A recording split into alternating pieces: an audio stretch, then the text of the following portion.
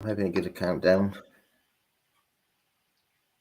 Bills Mafia, welcome to the Red, White, and Buffalo Blues podcast. Bills News with the UK twist. We're live on YouTube and live on Twitter, so please join us, add comments, and I'm joined today by the maestro, Bills draft expert, Dean Kindig. Dean, thank you once again. Came on last year. Thank you once again for coming on the show. Well, it was fun last year, so I had to sign up again. And if you're not following Dean, you can see his Twitter handle on there. Give him a follow because everything he does for Buffalo fan base and all work, he puts a lot of detail and attention into it, and definitely a go-to guy for Bills-centric draft as well. So it's a very privilege to have you on the show. Well, training camp's at St. John Fisher, and St. John Fisher is about 7 minutes down the road from me here. So I'll be doing my Astro notes again this year, where basically it's a running storybook of what's happening in practice. So that'll be fun too. I'm glad they're coming back. I have no idea if they're coming back in 2024. So hopefully this is not my swan song. It won't be. They'll find a way to keep you involved. They can't go to training camp without you involved. They'll find a way, definitely. But no, I mean this draft process and this draft year is actually very significant, really, because we've had a couple of years where we've fallen almost at the final hurdle on there. We've had a lot of change and obviously up against the salary cap. So in my opinion, I think this draft season coming up, this next week actually, when this goes out, is really going to be interesting and seeing how we can find those pieces and what order they really go to get them into a Super Bowl window, championship game and Super Bowl. Yeah. Think about how many quarterbacks will be taken before the Bills pick. It's going to be 4. Some people tell you Hendon Hooker will be the 5th, and that will happen before us, or it might happen at our pick. Who knows? So that's the story with quarterbacks. The other thing that's going to affect who's there for us will be how many offensive tackles will be taken before us. We've heard everything from 2 to 5 will be gone very quickly. So that'll make a difference. Wide receivers are going to be available at every pick, including preferred free agency. So some people may try to wait on those. I don't buy the fact that this is a really, really good draft for tight ends, but I think some will be gone quite early. And the Bills have seen Luke Schoonmaker from Michigan the most of all of the tight ends. Darnell Washington also got a look. And there's some others that didn't, like Luke Musgrave. Didn't see much interest in Musgrave from the Bills. I track all tweets having to do with where the Bills are going as far as pro days and stuff like that. Alex Katzen publishes a Google sheet of all of the visits. So my work is not only my own, but you can follow it through Twitter, or you can follow it by looking for Alex Katzen, Katson on Twitter. Yeah, I mean, it's all good. I mean, we're in a situation where we pick low, pick high. Sorry, I keep thinking low numbers, high numbers, but it's but there is so many different options on the table for all teams. Every team has different needs, and this is why we see from not just visits, top 30 visits, pro day visits, and all that, where Brandon Bean, the scouting team, are looking to find either that diamond in that rough, or in essence, and we'll talk about it later on, finding those direct replacements for the likes of Tremaine Edmonds at linebacker. So it's always interesting to see how this process goes, and obviously keep a sort of update and keep an eye on any trades that other teams do to either move up, move down, or even shift players to reset their draft board. One of the things that I have done, and we'll see those on the spreadsheets in a second, Bring is that up. There you go. yeah. So what does every team need? Now, draft tech analysts have team pages, and they report what the needs are for their particular team. CBS does it well as well. And what I'm showing you here is every team in order of the way that they're going to draft 1 through 31. Thank you very much, Miami. And how many picks they have in total, and then how many of those picks are in the top 100. I tried to find 6 needs. Sometimes it was 7. And then I'm showing you what Draft Tech, the last 2 mocks that Draft Tech ran, what the analyst actually chose. So that it shows you those were April 4th and then April 15th. So as you can see, there's a decided lack of inside linebackers on this list. So you would think that inside linebacker might just last until round 2. The trouble with this is, and I'll show you that other tab here. This is linebackers, and I've listed them in number of visits order. So you should probably pay attention to the guys that are marked in blue, because they're a top player on that team. So you have So you have Trenton Simpson, you have Noah Sewell, you have Dorian Williams, you have Drake Thomas, and then way down at the bottom, you see Jack Campbell and DeMarvion Overshown with 2 visits. What does this suggest? Well, to me, it might suggest that they're looking for, and if you look over in the POS column, that's the positions that they play and whether they play a 3-4 or a 4-3.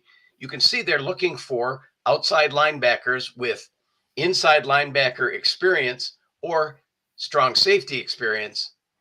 And in the case of Trenton Simpson, he played a little edge as well. Yeah. So they're probably also looking for pressures per game.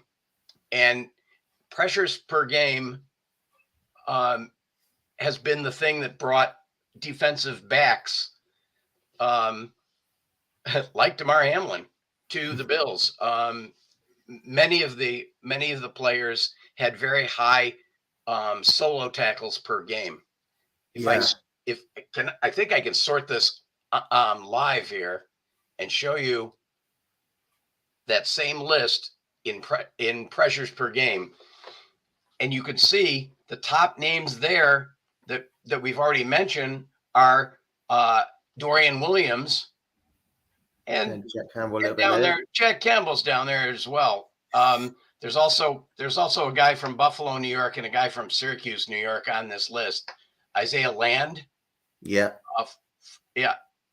Florida A&M. And then down at the bottom, Servassier Dennis from Pittsburgh. Didn't have a great interview, but he was scouted 5 times. If I had to guess, it's possible that they're going to pick up an outside linebacker in the draft and go with who they have in the room at an inside linebacker. If they do that, they've got to find somebody that has an ability to attack, either blitzing, that would be like a Drew Sanders, or one of the other guys that has a high number of tackles per game. they're going to be strong in run fits. So I'm going to show you that same list in run fit. There you go. Isaiah Land is now near the top. The Buffalo guy. Savasi Dennis is near the top. So is Jack Campbell. So it could be that we're seeing a subterfuge on the part of Brendan Bean. He doesn't want to get too involved with somebody he's going to take. He just wants to take him late. He wants them to take him later than you'd think. Yeah, I mean, and from one of us, Rick, had actually come up and said that we've hit on Milano with a 5th round.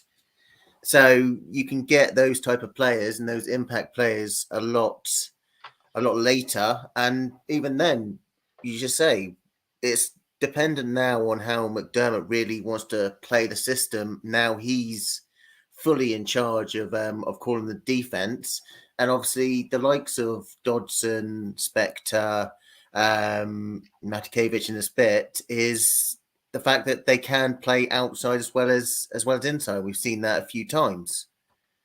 As I say, there's interesting ways that we can go, and whether it is a case that with all these defensive backs that we've got, they play 2 linebackers, bulk up the defensive line. We could see a guy, an outside linebacker like Isaiah Land, or anyone that really can hit and actually make an impact straight away. And it could happen as late as PFA. I mentioned that somebody like Drake Thomas there from NC State, really strong, and his partner is up in that same area there. But you could hit on one of those pretty late, and you got to think that Bean likes doing that. he likes to outsmart. He knows he's playing chess, and that's just a great example. Where I'd rather hit on somebody that nobody else even thought about.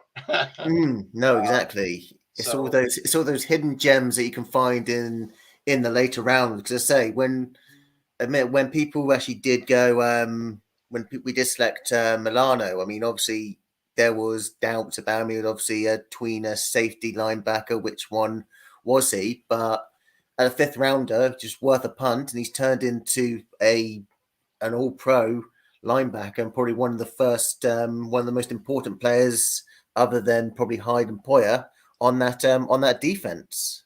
Right. What think about? I don't want to dismiss the notion of Jack Campbell being their pick, but I don't want Twitter to absolutely go berserk when they don't. Jack Campbell, just for everybody's information, had 18 tackles, 7 solo in the first scouted game of him. Okay, so it could be that that Klein, Dodson, Bernard is the current solution, but I don't think so. I think they're still going to look at the draft, and then look at the fallout from the draft, and certainly early practices are going to determine whether they're really in need for an inside linebacker. Yeah, I mean, going on needs, we'll come to talk about what the build strategy most likely will be a bit later on. If we stay with the needs, in your opinion, obviously with everything that's gone on, what position really do you see? Because I mean, that is the most important, the higher priority. Because obviously everyone says, "Oh, let's get that elite running back in Bijan Robinson. We need another wide receiver to partner Davis and Diggs." But there's always different people having different thoughts. I just want to get what you think is probably, in your opinion, the higher need this coming draft. So spending a first, maybe a second round pick at. Well, a couple of years ago, I wrote a piece on what the drafting tendencies of the Buffalo Bills have been. Everybody in their front office is who I looked at, and historically, they have gone defensive tackle in the first round. I think that this could be another of those examples. If Mozzie Smith is there, I walk right up to the podium myself and plop that card down. The other thing is that offensive line is going to need something. You got to decide: are you going to stick with Spencer Brown, or are you going to shore up a player next to him, at a guard position like Osiris Torrance, or are you going to trade down? I think that if you get an offer where you can trade down 6 spots, that has to be one of the options. One of the needs would be for an extra pick. So I'd say, and remember, you don't have any defensive linemen after this year. You've got them all on rental for a year. So you've got defensive line 1 tech, 3 tech. You've got offensive tackle and or guard, and then you've got linebacker if you're going to deal with that, and wide receiver. And if I have an extra pick, if I've negotiated an extra pick, I'd look at nickel corner and I'd look at tight end. I mean, I think I mentioned it on one of our older draft episodes a couple of shows back that obviously with the 27th pick, and Brandon Beane pretty much said it in his press conference a few days ago, they're more than likely looking, if they're going to trade down rather than trade up, because I think he's come out and said that there's only like 15 to 20 players on his first round grade draft board in there. And you could see a quarterback needy team. I think I used the example of the Rams. I can't remember. I'd have to listen back to episodes that would look to make that jump up, because you get in the first round, you get that option for that 5th year. And any team that was quarterback needy that can't get one of the Stroud, Young, or Richardson, or maybe even Will Levis, will look at the Bills and think, okay, they want to trade back. They've got into a good position. There's no other quarterback needy teams after them. Let's jump up with them. Let's chuck them a few picks, and then at that point we can then go, yeah, we'll take that, and we've got a few more picks to play with, and more than likely, whoever Bean and the scouting department got on their board in round 2 most probably will still be there when we pick, depends on how far we drop back into that second round. Right.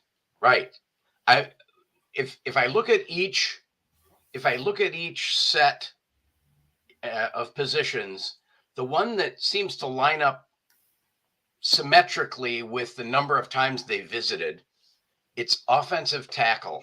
And I'm gonna show you the offensive tackles, and you'll see what I mean.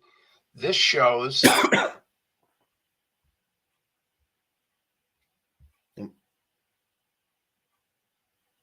Oh, Dean's frozen there.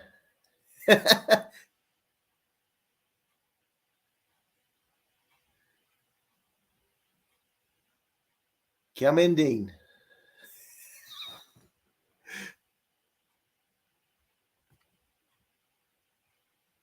Let's have a look what you're trying to do.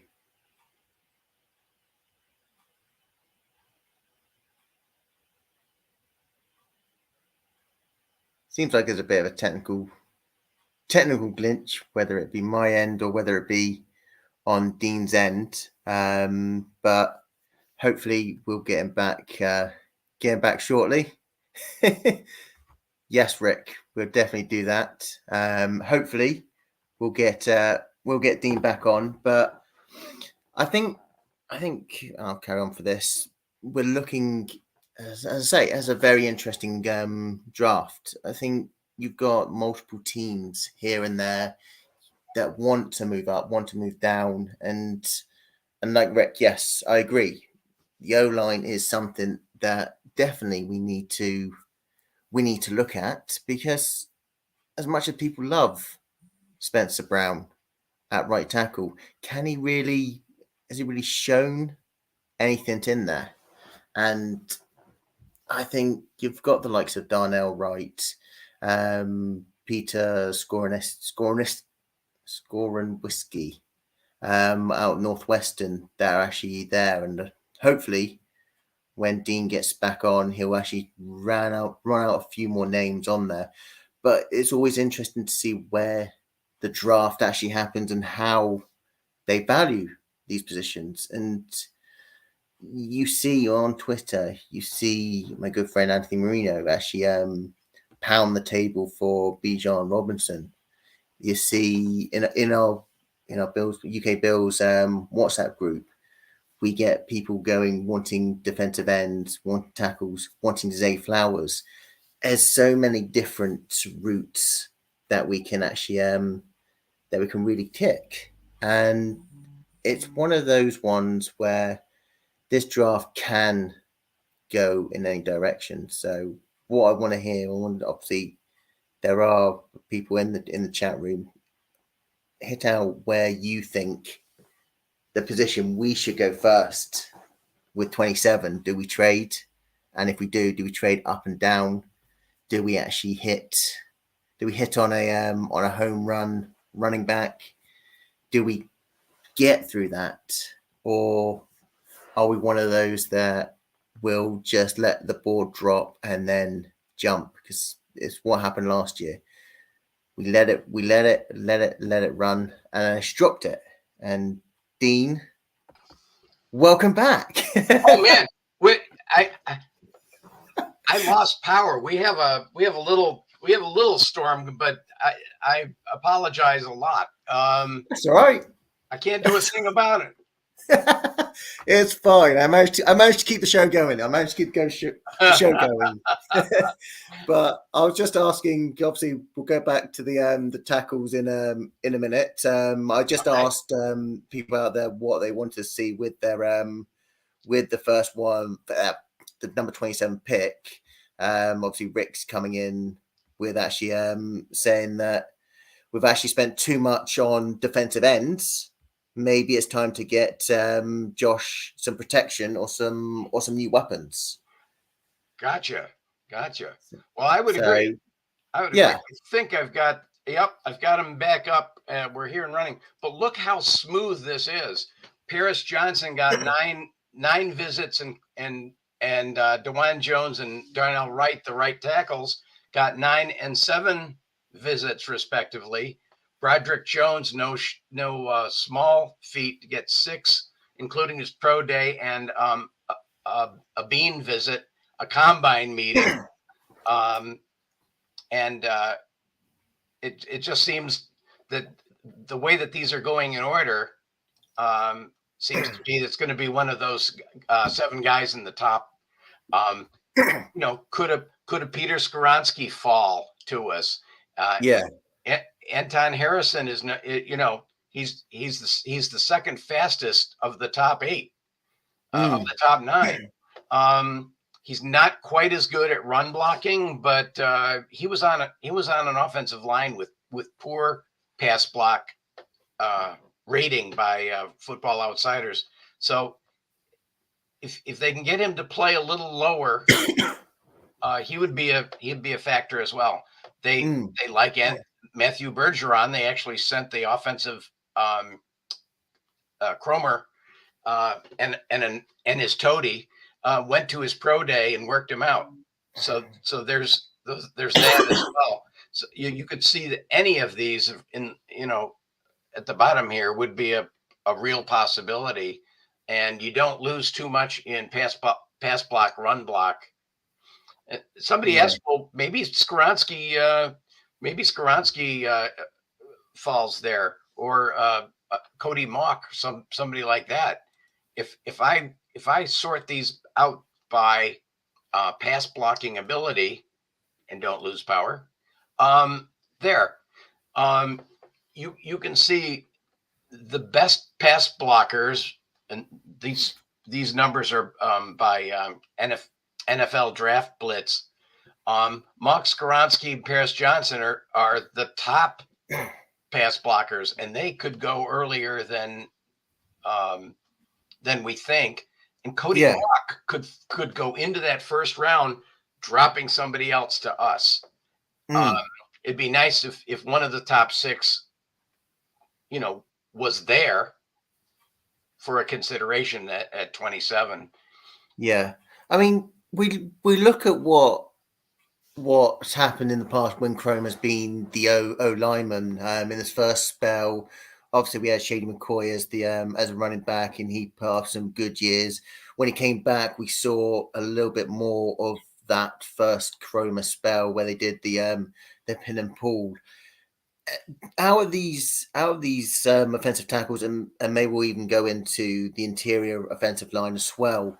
Which ones really could we see actually benefit as such, or even be a, in inverted commas, perfect fit for this O line?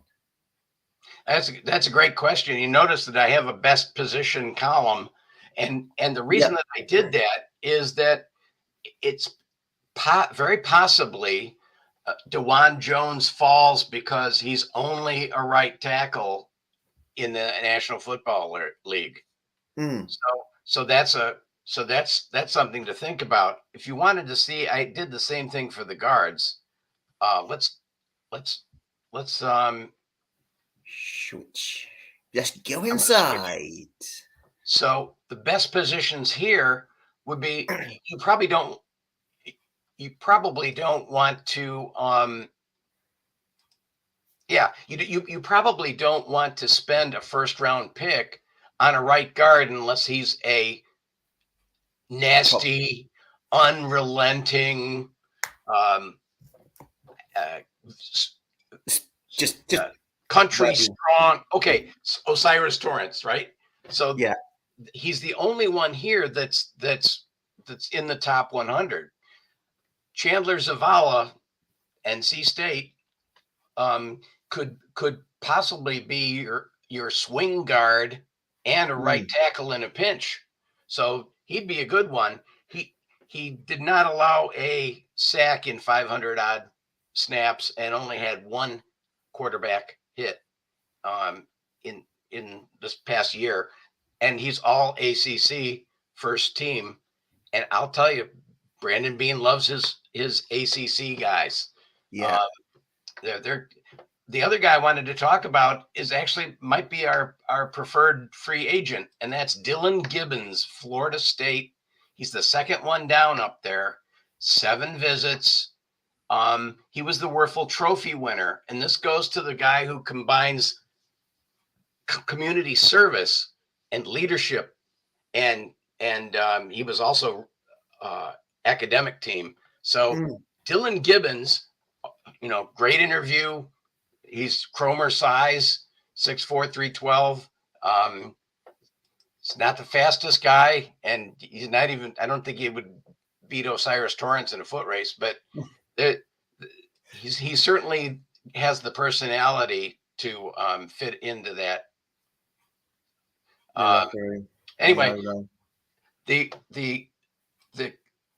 there are some centers that can play guard and play it well, and this is the other consideration.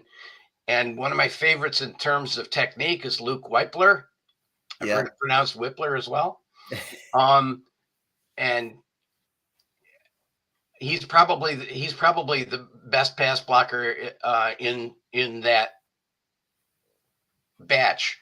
But Olusegun Oluwatimi from Michigan. I'm glad you can pronounce that name because I struggle big time. We just call him Olu. And I would like to see if he's there in round 4 that he might be considered, because he could be a center for 10 years. He's an Outland Trophy winner. He number 1 in the ACC. Yeah. So there's another thing. And who doesn't like somebody who likes our early music? And by early music, I'm talking about my music. And I just like that. The Bills had a visit with Joe Tippmann. He could be his upside is tackle, but I think he has the temperament and IQ and size and pancake blocks to be a favorite of Cromer. And one of the visits was a 30 visit, and the scout was at his pro day. The other thing is that the defensive coordinator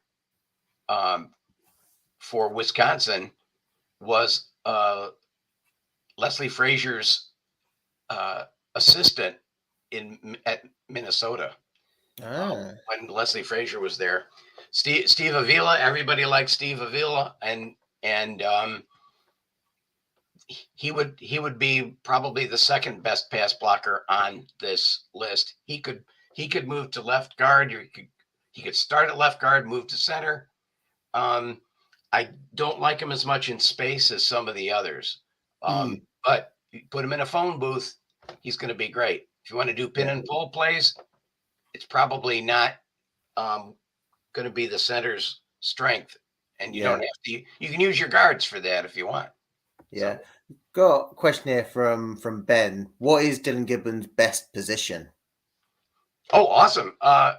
Great question. I think that he's probably a tackle, and you probably with his size, you're probably looking for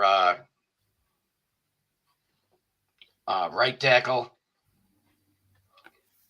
But it's a great question. And I did a little research on him before the show, and I neglected to find out what position he played the most in college. So if anybody knows, post it up. Yeah.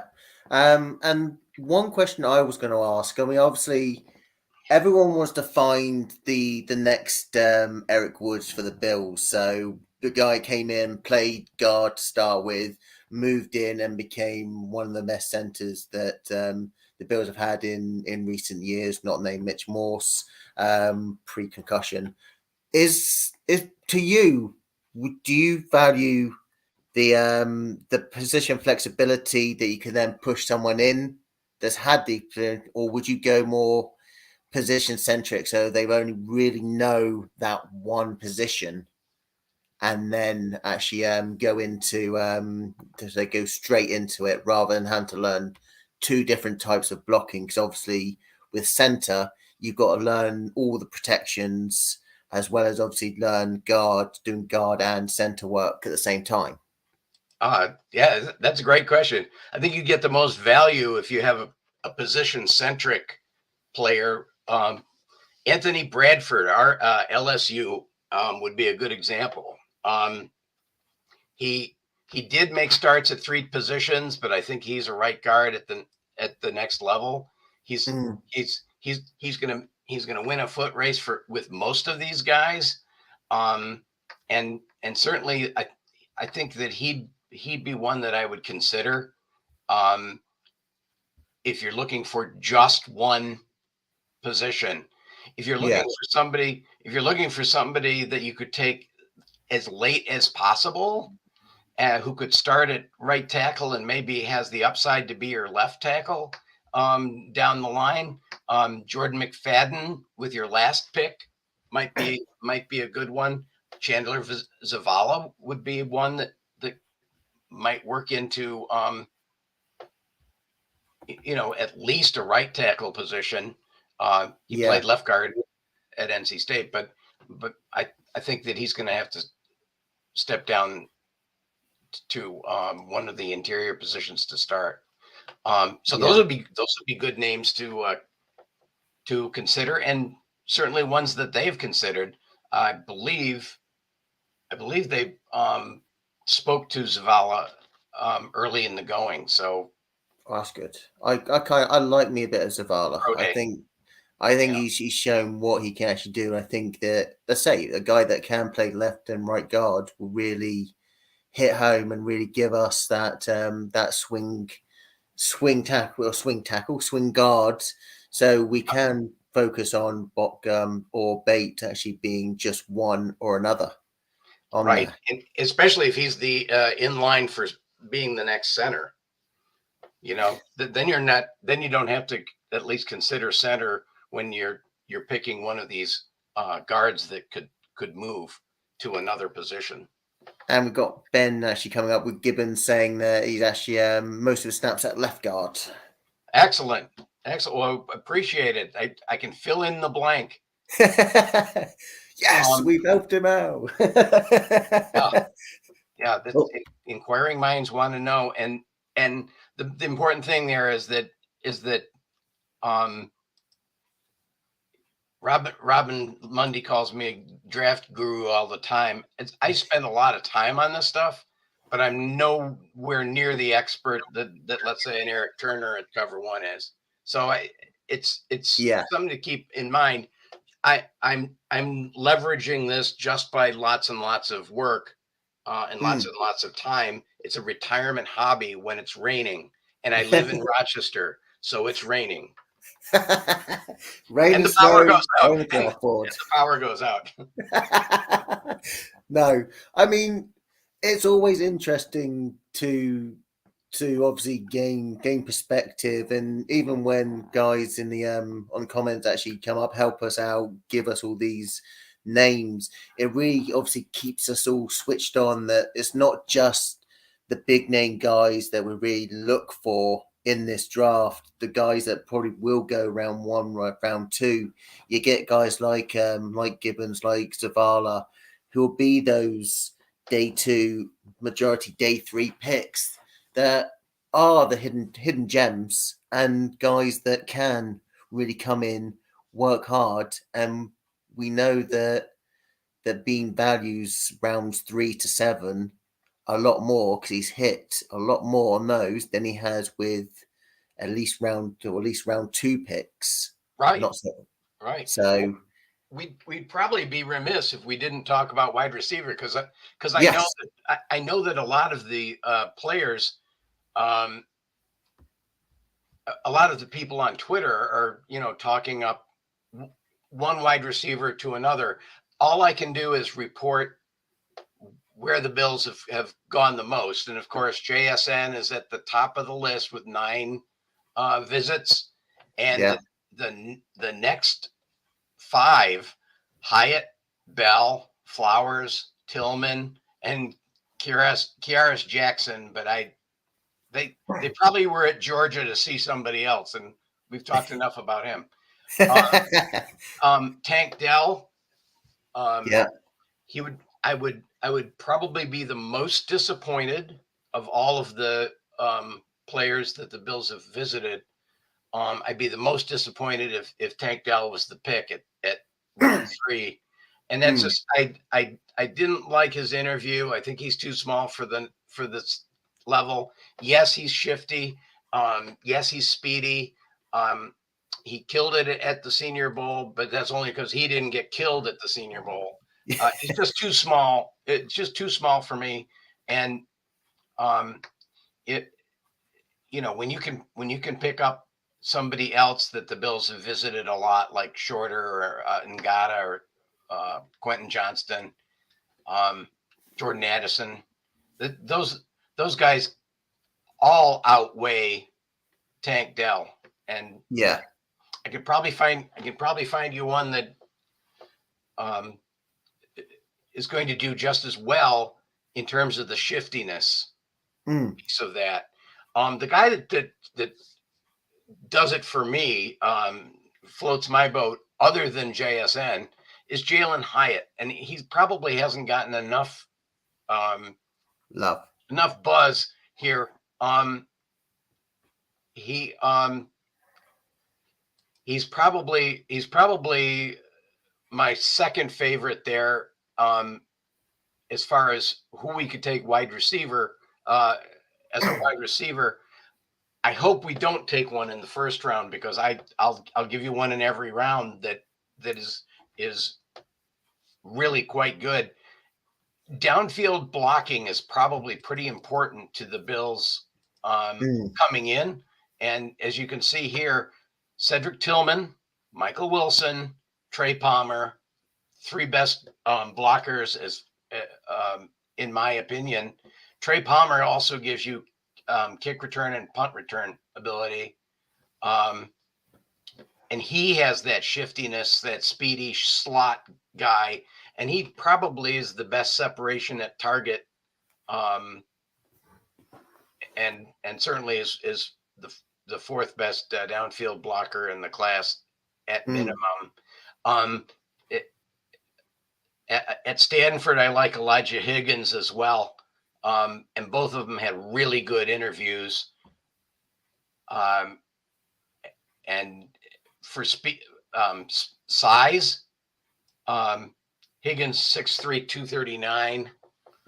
so there's a few of those that the Bills have looked at, but they didn't look at A.T. Perry with a credentialed scout this year, and that probably was my biggest head scratcher for this year. I mean, looking at it, I mean, obviously, everyone has their favorites. I know most people are starting to be sold on, and he's getting a bit of hype in draft world. Obviously, Zay Flowers. Obviously, I think most of us, unless something drastic happens, probably say that we're out the JSN sweepstakes here on there. But obviously, there is the likes of Zay Flowers in there, Rashid Rice. It could probably be probably day two or day three pick and all that. Do we look more towards just a slot only, or a guy who predominantly can play slot but can play out wide? And does size really matter when it comes to slots? Now we know that we can move wide receivers all across the line.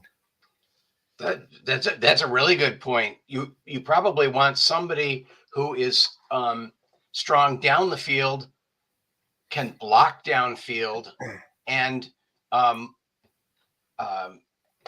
has had success against AP ranked teams. And it probably will matter less. Here, I'll show them to you. This is their rank with 4 receptions. Trey Tucker has a 63 yard per catch average. But if you see numbers or people at the top here, Michael Wilson, he's probably my pet cat if it isn't Jalen Hyatt. Could be available in the round 3, and with 10 receptions has a 22 yards per catch. He was seen 3 times. That's a real good one. If you wanted to wait a little longer, a Justin Shorter has been seen 4 times, 19.4 AP on 14 receptions. And even Matt Landers, although, you're starting to get into players that are not even on the some of the boards that I looked at. I go looking for where does my friend Jake at Fanspeak has a wonderful early board for the Fanspeak simulator. He will have all of these guys ranked for next year in May. So, I pay attention to what he says, but for the most part, I do my own research about these guys. I enjoy debating about it on Twitter. So if you like debating players and stuff like that, I enjoy that. But I don't know exactly what I'm looking at as far as the subtleties that you would get, let's say on cover 1. Yeah, I think cover 1's always, let's say, is a go-to for everything, because the work they do there obviously helps you out a lot, helps everyone out in understanding a lot more of the nuances of what to look for when it comes to scouting and all that. And I think one name that I think is a rise which could go into day two is Jonathan Mingo. Ole Yes. Miss. Right. I think he's one. I think I saw him on the block list. There was a little bit, which was what sixth best blocker in there. But you've got a guy there who's got a Yeah. good mixture of size, speed, and weight, and with the blocking, well, probably not the best Right. speed. But you've got a Right. guy that can block. And great wingspan, and some strength. 22 reps on the bench, which was second to my guy Wilson. So he's a good one. I'd like to think that some of these guys are going to last to round 3. But some people are going to choose their pet cats first, and it might be that he doesn't make it to the round 3 pick. But that's okay. There's 5 right there in a row that I wouldn't mind at all. Jonathan Mingo, Rashee Rice, Tank Dell, Xavier Hutchinson. That's the pet cat of Otto, abandoned the punt on Twitter. Jaden Reed and my guy Michael Wilson. So any of those would be good choices. Even if you got to round 3, you'd still be getting somebody that was in that deep threat capability that you're looking for. After that, sort of tails off. I know the Bills like this Andre Yoshivas from Princeton. They actually have been nosing around with him. He had a 39-inch vert, and he was a track star. But he can also catch the blooming ball. He's not. I think that's the one thing that we're going to need, right? He's not the Colby Listenby, that was really, really good, really, really fast, and always injured and didn't catch the ball when he was in there.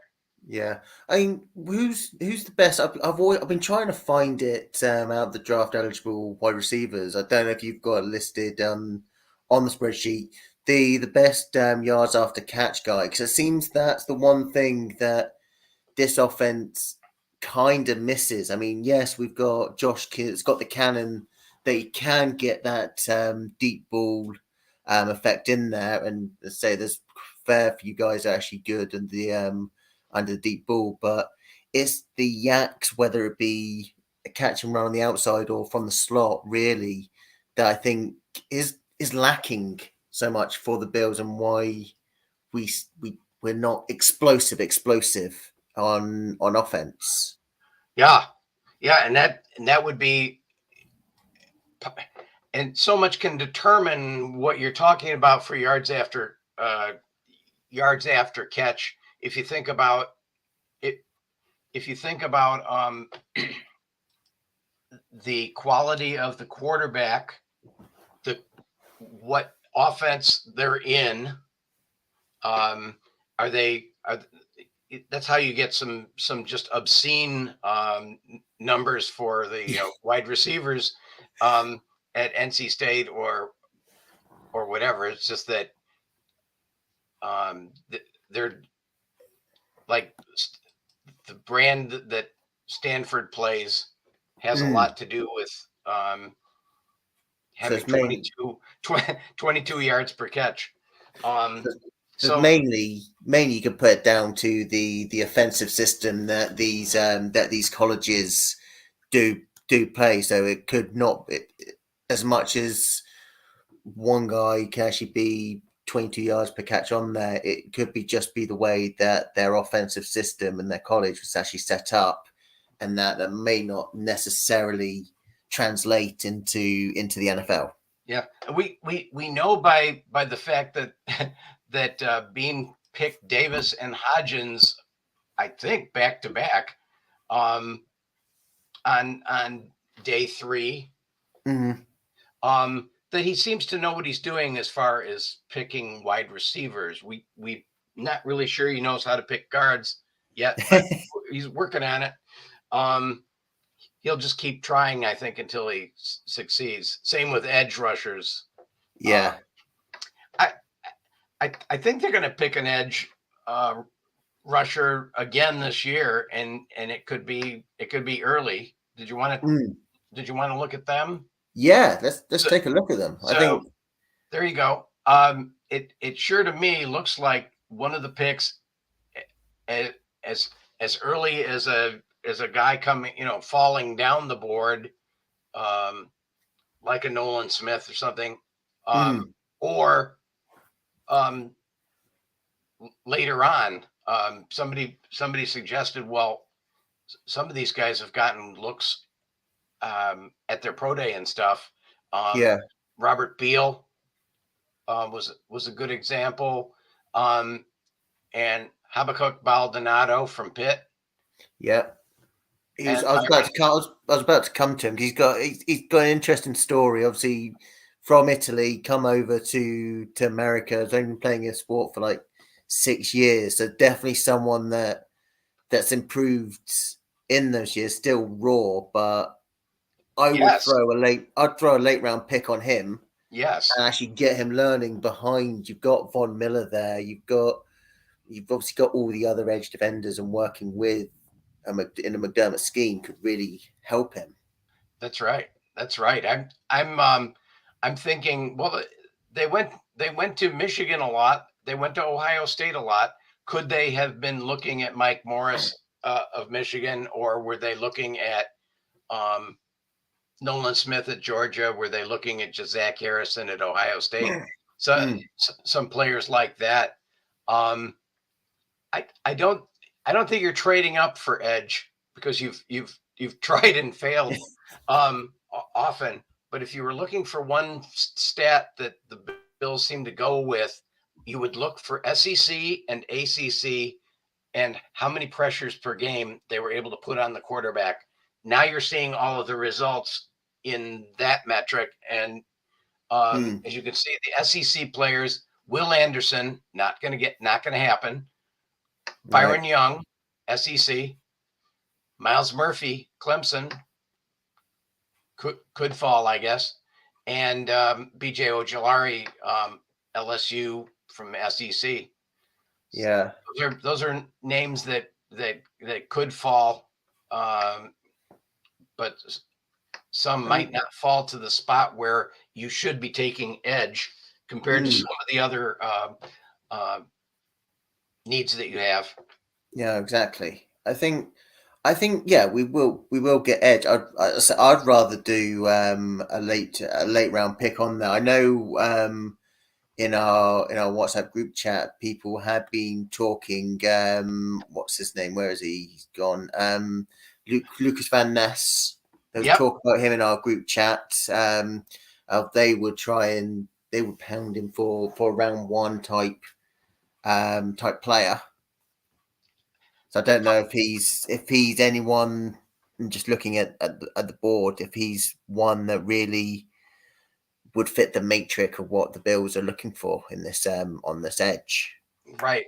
But if you're looking for pressures per game, okay, that you're probably going to be looking for value. Some of these guys, especially some of these 6'2" guys that might be slipping down because they don't have the height, but some of them have the wingspan. Look at the wingspans of somebody like Mike Morris, or not Mike Morris, Byron Young. He's got that 78-inch wingspan, which is acceptable, and Ade from Northwestern, he's 82-inch wingspan. So some of those guys who are short but have long wingspans might be something that slips through the cracks. Yeah, I think let's say Miles Murphy. You say you got 6'5", you got an 82-inch wingspan on there, and he was high up on the pressure rate as well. So yes, it's always interesting to see where where they come from, and obviously just try and even see the correlation between the height, weight, and actually the production at the end of it. Because you could always say that a guy like if we do it this way, if we got at the moment Zach Harrison Yeah. at the top, he's 6'5", 277, 87-inch wingspan.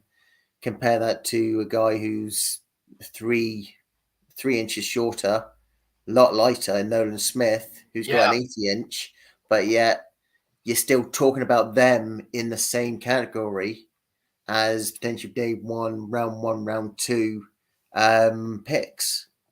That's right.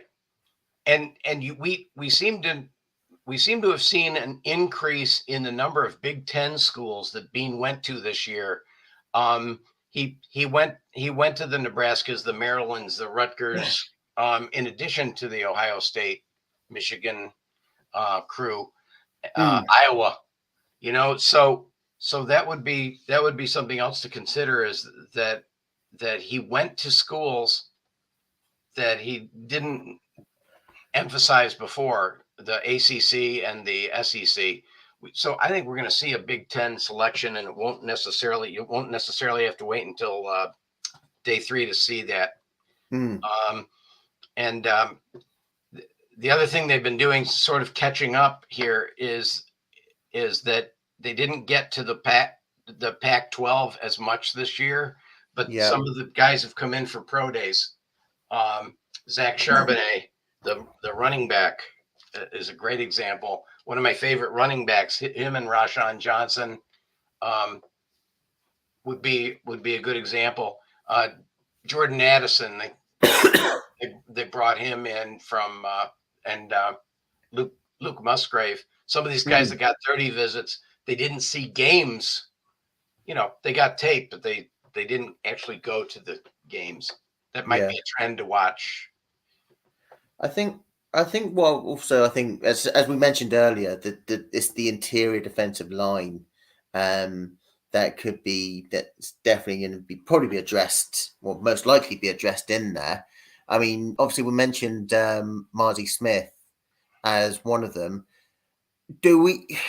How do they work that defensive line? Are they going to find that really big Dontario Poe type player, the big nose tackle type guy to actually stuff it, or they're going to try and find out one tackle that has the ability of a pass rush in there, so we keep that defense, keep the offense guessing when we get when they're on defense. That's a very profound question, because you have what I call the D1T pluggers, like Mozzie Smith, who will not move to 3 tech or edge. And then you have somebody like Tuli Tuipulotu who can do that chameleon thing with where you do games and stunts. He got three looks, including a private visit. Loved the private visit. And then even guys that got top 30 visits, like Jervon Dexter, and people that were scouted at their pro day, Keanu Benton, would be the guys that can move around on that line. Keanu could play 3 tech or 1 tech, and you don't lose diddly, Same with Tuipulotu, and Jacqueline Roy. If he lasts till round 3, he's certainly a consideration. He can play 3 tech, 5 tech, edge. He has hands that you're going to get a lot of wows from Von Miller about. Yeah, I think there's one prospect I could see on there, and he's had at least 4 visits on there, and if he came out last year, I would bang the table for him. Is Siaki Ika of Baylor, and I know obviously you obviously try and keep an eye on the connections and on there. Obviously Baylor, the coach of Baylor and McDermott were teammates and all that. Is he one that you could see? Yes, he'd probably go day 2, maybe day 3, early day 3, someone that can come in and actually be that big, as you say, plugger, and someone that can actually be there for the next 10 years and bring out the best in Ed Oliver, providing that he actually we sign him to the contract. Yeah. So in context, Ed Oliver 6'2", 281. So you can see the numbers there. Is that he's a different animal. His 40 time was 4.82. So you can see on here, how do these guys list up? And you notice Siaki is 5.45 on the 40 time, but they went to the pro day. Yeah. And they were still interested. So I think they're interested in that DT1T plugger type, but I think they also want a chameleon. And I would not be surprised at all if somebody like in round 4 or round 5, the Byron Young of Alabama, Zach Pickens of South Carolina wouldn't necessarily be ruled out just because they're playing other positions. I call Zach Pickens the heaviest fast guy. So they only visited Colby Wooden on pro day. They didn't go to any Auburn games, and you'd think, well, there's a 4-2-5 scheme. They probably should have gone to at least one game of Colby Wooden if they were interested, let's say at round 4. Yeah. So I think that's a good sweet spot for some of those 3-tech guys. And you can see here, I'll put the visits up again there. You can see there's the ones that are in that 100 range: Byron Young, Zach Pickens, Jalen Redmond, that might actually be considered because of their for a second pick on the interior. Yeah, I think there's always going to be polarizing players in this defensive front. I mean, I remember some people back early, or there had been some mention of Calais Cansey being a pick for the Bills, but I'm just trying to figure out what way they go. Do they try and find another Ed Oliver? And thinking, if you're going to get a guy like Cansey, you're kind of saying maybe you're giving up on Oliver, or it's just someone to keep in fresh on there. But it's always interesting to see how they're going to work it this year, whether they are going to go for, like we say on offense, like we said with the offensive line, go position central. So like say one pick, they'll get a guy that specifically plays one tech as a plugger, and then maybe at a later round go for a guy that plays multiple, or if they go multiple of the same position. Do they do? Yeah. And which order they do that? Yeah. Pick the guy that can gum up the works and occupy 2 blockers, so that your relatively inexperienced middle linebacker can get to the ball. He can flow to the ball better. So do you take the plugger early, or do you and the answer would be Mozzie Smith. Yeah. Or do you take the 3-tech that has more variability of positions and has more places that he could succeed, or is he just going to have more places to fail? So yeah. I think I've heard a lot of buzz about Javon Dexter of Florida in that regard. He's not as fast as Oliver. He's not as heavy as some of our, Tim Settle and Daquan Jones, but he's shown some nasty athletic qualities, elite testing in Indy, and I went back and he did very well in the scouted games that Florida played, and they watched 5. So Yeah. he had so he's one that you might want to consider. He had 5 tackles in the Utah game. They saw him at Pro Day. They brought him in for top 30. He had 7 tackles and 3 solo against Kentucky, and there's that there's that connection again, because Dave Aranda and Patrick Toney, Florida's co-defensive coordinator, are disciples of Ron Roberts and run the very similar defensive systems at Florida. So Florida is the new Baylor. What I'm saying. Yeah. I mean, another couple of names. I mean, ideally, in my ideal world, I mean, just going by what we're talking about, obviously, and we know that the defensive tackle is going to be almost a must need on there. I would be happy if we had a draft that actually took, as I say, Mazzy Smith and Jacqueline Roy on there. There's a couple other players which I know have been mocked to Bills through Bills Mafia doing mock drafts. Yes.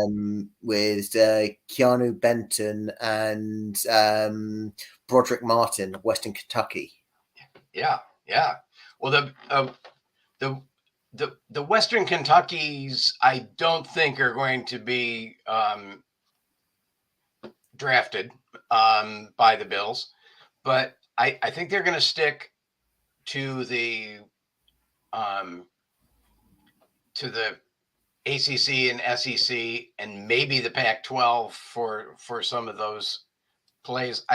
As far as edge goes, maybe they shop around, but they were very, very conservative about sticking to those three conferences. Yeah.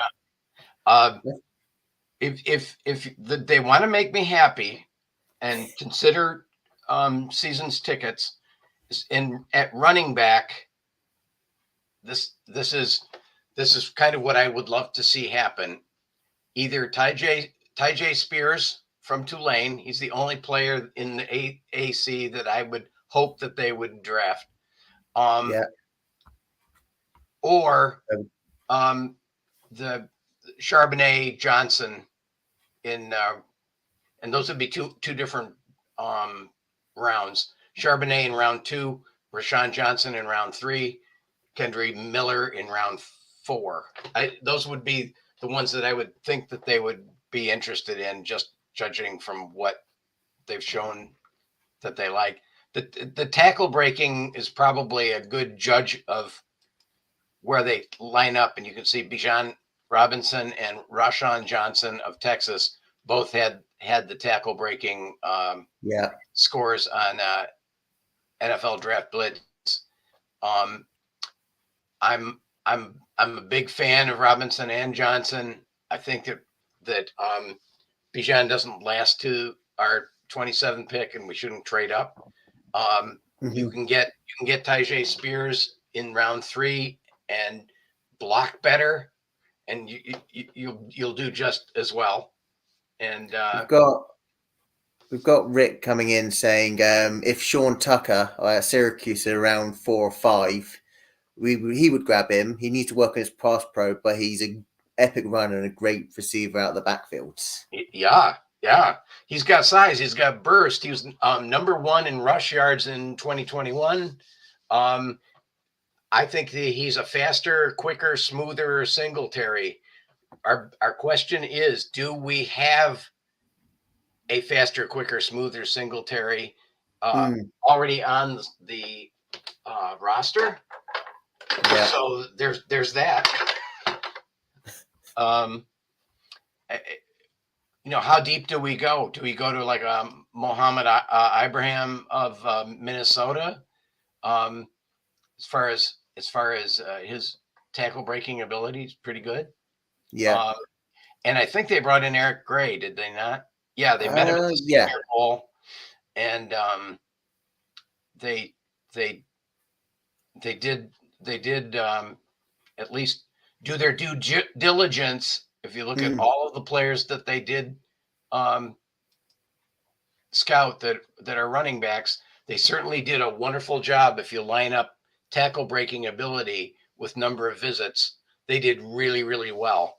The guys Yeah. they didn't see might be the pet cats of some people that are watching, but I think if they go with somebody, it's going to be one of the players that's highlighted in blue, and probably toward the top of this board. Yeah, I mean, I like Spears, but my go-to guy that I've actually been speaking about to other people in our shows is the guy. It seems like we picking up a load of Pittsburgh players this year. Israel Abmakenda.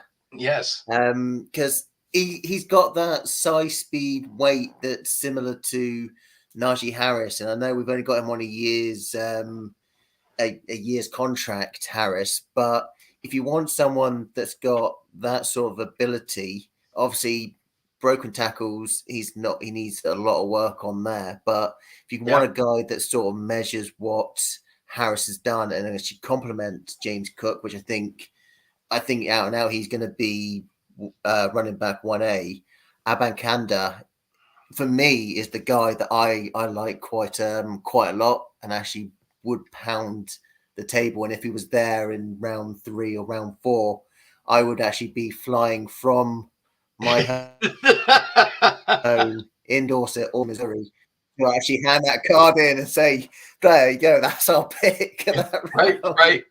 Right. But you could just call. I can give you Brandon Bean's private phone number. Even better. So if that's one of those iffy picks, do they have enough running backs in the stable that are different enough, and what are they missing? That's what you would have to decide is okay, do we have our shifty back? We probably do. Do we have our bruiser back? We probably do. And kind of go down like that. What qualities are we still looking for at running back? And would we draft too late if we were looking for somebody that would be able to steal snaps from who's in there already? Yeah. I mean, obviously them coming in, they'll most likely be the number 4 running back if they did decide to get someone, not just as if they draft him, but as undrafted as well. Probably be the number 4 thing unless they decide to solely use Hines as punt, kickoff returner, and the odd play in there. Which one of these guys would fit a Hines type mold? So good in the back, good out in the backfield, actually catch those passes and actually really complement James Cook a little bit more. Right. What I think you'd have to look for somebody that could. I don't think we're looking for necessarily for a kick returner type, but I think we're probably looking for how his hands are and that type of thing. I'm gonna sort these guys by an assessment of their hands, and you get another name at the top, and it's Kenny McIntosh. And Kenny McIntosh, if he were available at 137, the round 5 pick, that would be a nice thing to consider there. And I think they brought in. Oh, they met with Eric Gray at the Senior Bowl. I remember saying that. Do you have the bruiser? You probably have the bruiser, so you don't need Hunter Lipke as your final pick. And some of the best hands are probably the top 6 guys here: McIntosh, Gibbs, Gray, Vaughn, Lipke, Robinson, and probably Charbonnet. I think that some of the others had less of an opportunity to catch, because Tyjae Spears is a very good receiver. He's going to drop because of an ACL tear. So but he was an all AC. guy. Yeah. I think one other position before we just quickly talk about the strategy and all that. I know it's a bit we've brought in some for top 30 visits is tight ends. I think do you find you Oh need to yes, find that complementary one to Dawson Knox because we've known that Brian Dable when he was here he had the tendency he liked to try and play two tight end sets, and I think that's what Dorsey was trying to do. And obviously, it gives us another receiving threat and another scheme that we can actually play on for and right. keep this defense guessing. I mean, what we got tight end wise. Yeah, that's great. Um, pay attention to the ones in blue, but also look at Luke Schoonmaker because I think that he's one of the targets that they were. I have a feeling the Bills are going to take a Michigan Wolverine this year, and some of the people that I chat with regularly on Twitter will finally say yes, we finally got one. Brandon Bean went to Michigan twice. That's one of the only schools that he went to twice. So he took Brian Fisher, the scout for the Midwest, with him. The scouts went to 4 Michigan games, so it's going to be one of these positions where a Michigan Wolverine is finally brought into the fold, part of the Buffalo Bills. I'd love it if one of the top 3 guys made it. Darnell Washington's interview wasn't as good as Dalton Kincaid's, Mm-hmm. but if the Bills have to wait, I would say the best thing to do would be to wait down for Schoonmaker's spot, which would probably be round 4. Yeah. Unless they really, really wanted him and already got their defensive lineman and offensive line set up, then they could then they could go earlier. But I have a feeling that the hog mollies are going to take place in the first 3 rounds.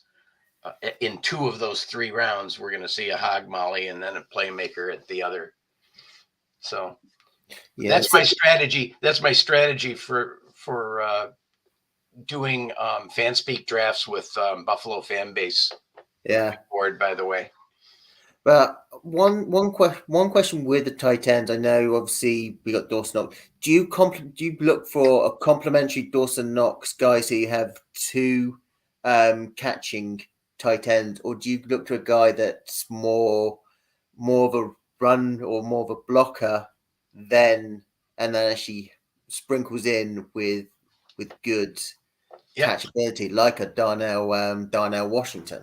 Yeah, that's the question of the day because that's why the top 3 are all in consideration. Because if you're looking for the one that fits best with the players that are in the offense, Dalton Kincaid is an absolute pet personality match.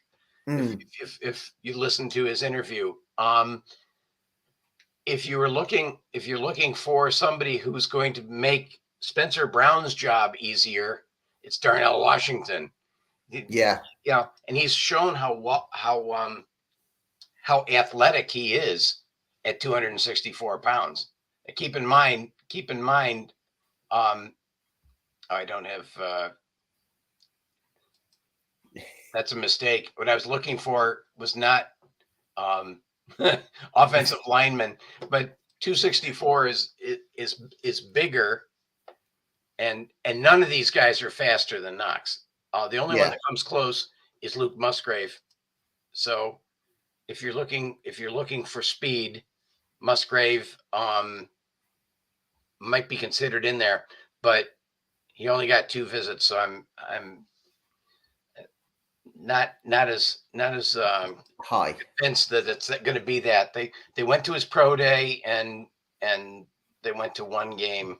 So the highest The highest ACC guy on here is Davis Allen, and he might be a consideration with the last pick.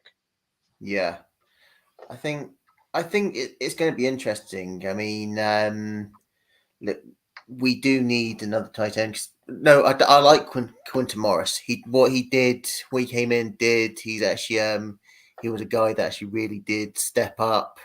And obviously we've lost Sweeney, and it is a need in there. And it's just going to be interesting to see when they feel the need to add that tight end and what type. And this is the fascination about this draft this year. Right.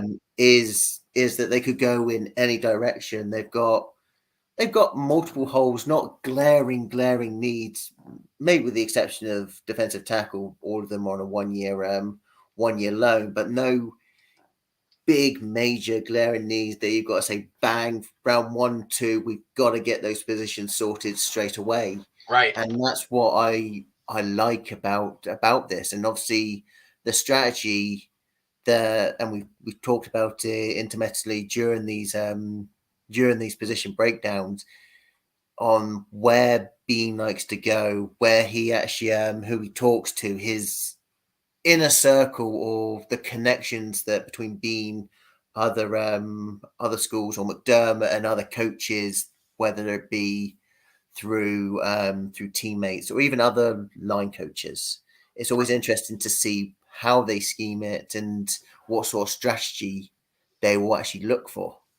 And he seems to be fairly straightforward when he's speaking to the media, and every year that he'll throw us a curveball, but afterwards you watch the embedded video and it explains, yeah, we really were looking at Kaiir Elam. And I'm going like, really, you weren't looking at the cornerbacks that started with MC McDuffie, and we don't want to be in. We think we do, but we don't really want to be in those war room meetings and doing mock drafts and things like that. We don't really want to be doing that, do we? Well, it buys the time in between the end of the season and draft. But yeah, no, it's something that everyone loves. I mean, it's good that mock drafts are out there, that everyone has their opinion. Everyone seems to think they know which way they want Bean to go. Right. And obviously, you obviously listed everywhere where they actually do go, who they've met and all that. And there are tendencies. I mean, in previous drafts, there are tendencies that they'll look in the first few rounds to go here, potentially positions or colleges or conferences. And it's always interesting that in mock drafts, you have that in the back of your mind. You think, okay, the last few years they've been in round 1, they've mainly looked at SEC type schools, with the exception of Josh Allen and obviously Wyoming, not really a thing. Right. And in your mock draft, you're thinking, okay, round 1, okay, yeah, they're as much as I like Robinson, maybe they're going after Darnell Wright, let's say, for example, or Darnell Washington at that spot. And it's always nice to know that Bean is going to keep us on our toes. Yes. And that's what we really need and really help us develop. Well, I wasn't intending to share this tab, but I'm going to share it. I also followed the corporate jet, and if we were to just take jet visits into a consideration, these players at these spots would be in the conversation. The top part shows the actual flights that the Bills rented jet made and where those places are. They went to Windsor Locks, Connecticut, 39 miles away from Luke Schoonmaker's house. They went to Guthrie, Oklahoma, That's where Javarius Owens and Stromberg and Isaiah McGuire would be from. They went to the Oklahoma Pro Day on the corporate jet. That's where Trey Palmer is. So if you put all of those, and they went to Thermal, California, and that's really near Michael Wilson, my pet cat, and also Charbonnet. Yeah. Anyway, so those are the players. As you can see, some of the players that we've been talking about, from Steve Avila to Charbonnet to Marvin Mims to Michael Wilson, TVHT, the cornerback that's big, Eli Ricks, who has dropped but is very experienced, Isaiah McGuire and Luke Schoonmaker, Trey Palmer, Kendry Miller, Wanye Morris is interesting swing tackle possibility, one of those later picks. Ricky Stromberg is a possible center, but he'd be probably that round five consideration. One guy I do want to talk about. I've got a couple of questions lined up in a minute. Is the Sacramento State linebacker safety Mapu? What do you see? Could you see him being a fit for the Bills? And do you see him? I know previous talk when obviously he had like Isaiah Simmons, Jeremy Chin. Do you see him? I should have put this in the linebacker chat. Be a linebacker safety or that big nickel at Buffalo nickel that everyone had talked about. Are you talking about Jartavius Martin? No, Maputo. Oh, I know who you meant. There's Marte Mapu. That's the one. I can remember his first name. Okay, and I don't think I have him on this list. Maybe I do. I know that they had a 30 visit with him, right? Yeah, they did. Yeah. So the interesting thing there was that Marte Mapu he's in your safety list. Is that Milano mold type of guy, and there's a couple of guys like that. My Boise State, I have a son. I'm saying that I have a son and his wife that both went to Boise State, so I watch all their games and loved watching Khalil Shakir. We haven't seen the top of him yet.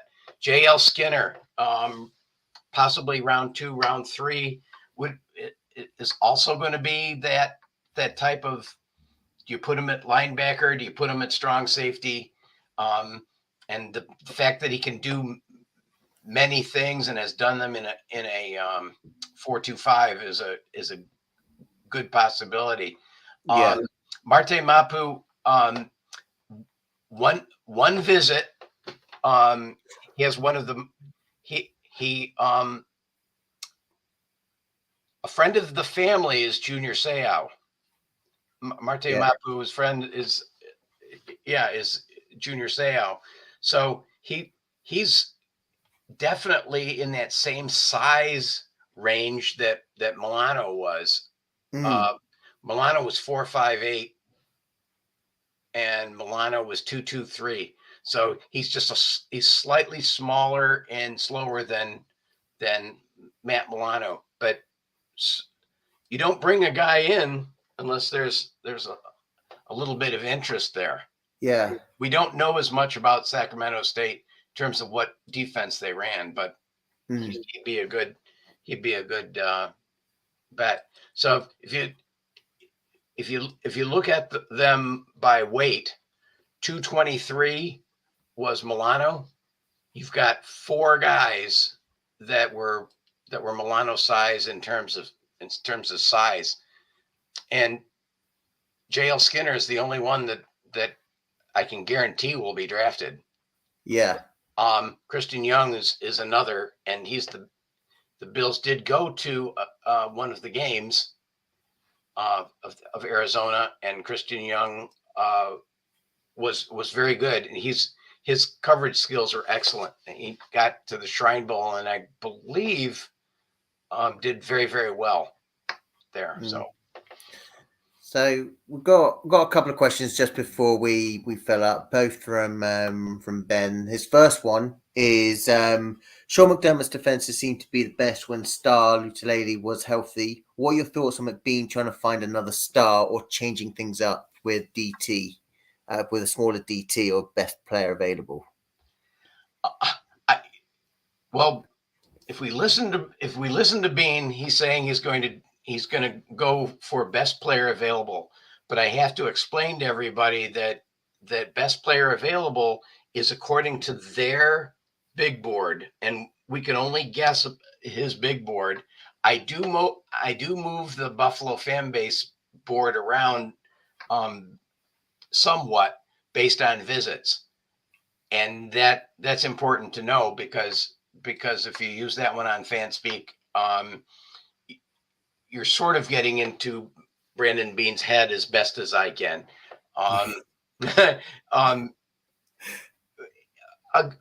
Another example is, would they take a safety if he didn't excel in zone? Yeah.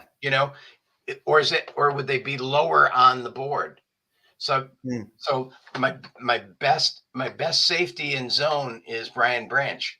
If he falls, he's game. The second best one is Jamie Robinson of Florida State, and if he's there in round 3, you have to grab him. Jartavius Martin, same deal.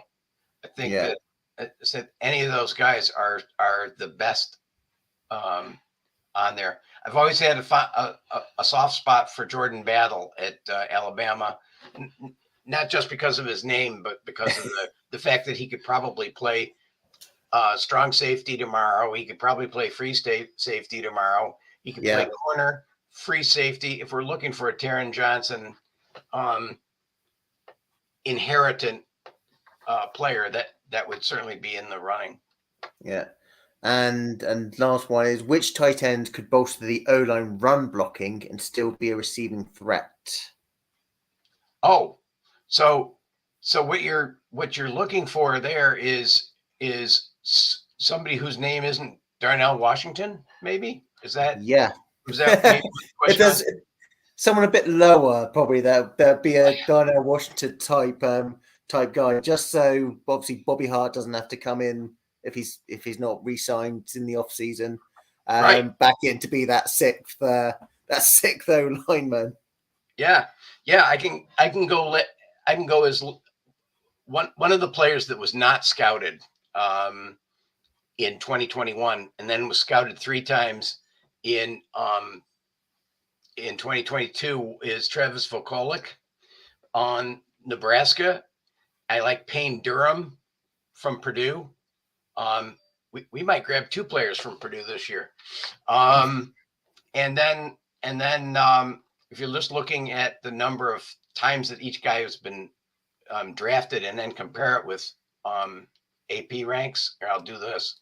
I'll get rid of these columns and show you this column in terms of success against AP ranked teams. And Vokolek is number 1. EJ Jenkins, a guy I really like for our preferred free agency list, had 8 catches for 18.6 yards downstream. And I wouldn't cross off Cameron Latu, but I didn't like his interview. Billingsley is fast, but I didn't like his interview. And I keep coming back to Dalton Kincaid to put up the Dalton and Dawson show. His personality is like awesome. I should do that for the ones that I really, really like. Have a separate list just for Dean's favorites. Dean's cats. Yeah. Well, I do have my pick 6, but it's out of date right now, and I plan to get that back in line over the next couple of days so that I can come up with one more article on BuffaloFanbase.com. giving my pick six at each pick. And because those are pretty old, and I haven't updated them since coming back from Texas. Well, Ben says great color commentary on Kincaid. I like that. But he also did say which we'll do quickly, make this last one before we wrap up. Is there any defensive players, maybe a hybrid linebacker safety, who might start to slow down someone like a Travis Kelce, someone that can actually knock a Mahomes weapon out? Oh, that a tight end killer. Yes. Right? Yeah. Let's go for a tight end killer. we need a tight end killer. Well, first of all, you have to be good at stopping the run, because otherwise you're not even on the field to begin with. And true. And you want somebody that's great in coverage. Jack Campbell. You wanted a different name. Yeah. And a hybrid guy. If it's a linebacker or can play safety, or if there's one player in either category, that would be that tight end killer. Yeah. One of the things that I've been fooling around with is do you take one, like with your last pick, like somebody that well, Charlie Thomas, Georgia Tech, I put in that category. I don't think he's big enough. But Carlton Marshall did a really nice job. I think what I would do is convert him to a Taron Johnson type. And then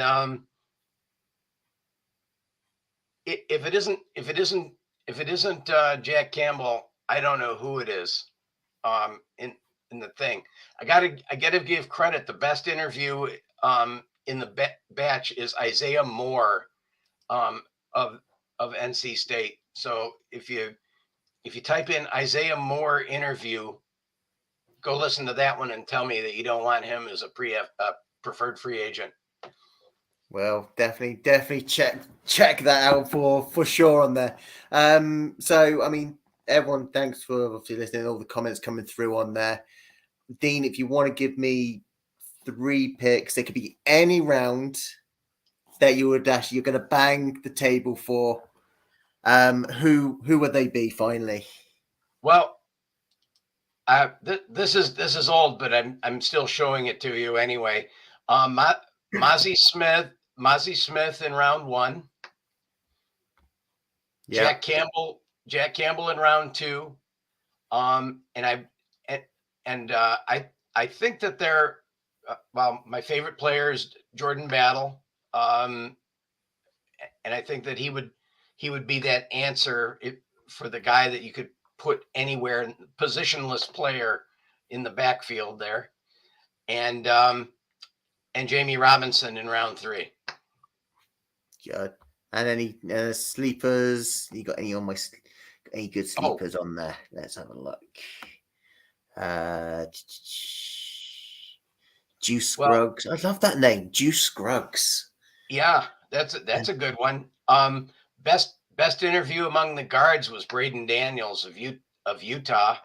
I could see him playing anything. He did play left guard and right tackle. His great footwork, fast learner. I think I'll add Braden Daniels as the as a late round guy. Awesome. And in round 6, maybe Alex Forsyth, the Oregon player. He's so cerebral. He reminds me of Mitch Morse, and he was he was named the Gorilla Glue toughest player on planet Earth. And I just like the idea that Gorilla Glue has a tough player award. And they didn't pay me to say that. Are you sure? Yeah. But no, I mean, Dean, it's been an absolute pleasure as always having you come on. with your draft board, with your spreadsheets and all that, and just giving your insight and knowledge for everyone, just to remind them where they can find your work and you on the socials. Oh, here. Okay, so it's right there. at TC Bills _Astro, and would love to talk players. As a matter of fact, if you're still listening, hook me up and I'll share my spreadsheets with you. Awesome. And definitely give Dean a follow. His spreadsheets, his knowledge and all that is unparalleled.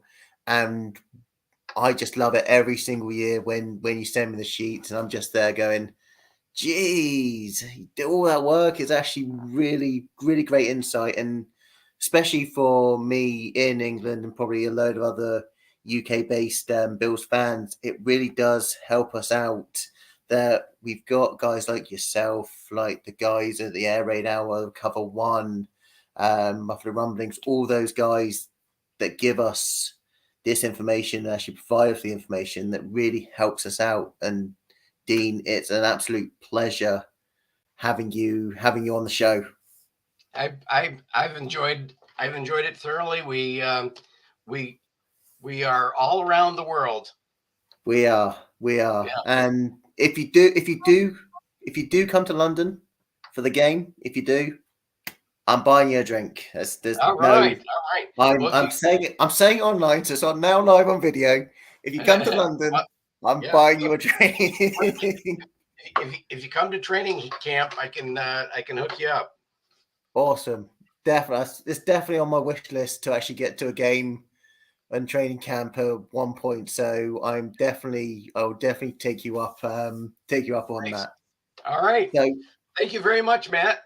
That's all right. And for everyone else listening, obviously go follow Dean, go follow us on all the socials. So UK _Bills on Twitter, Instagram, obviously the YouTube channel, keep subscribing.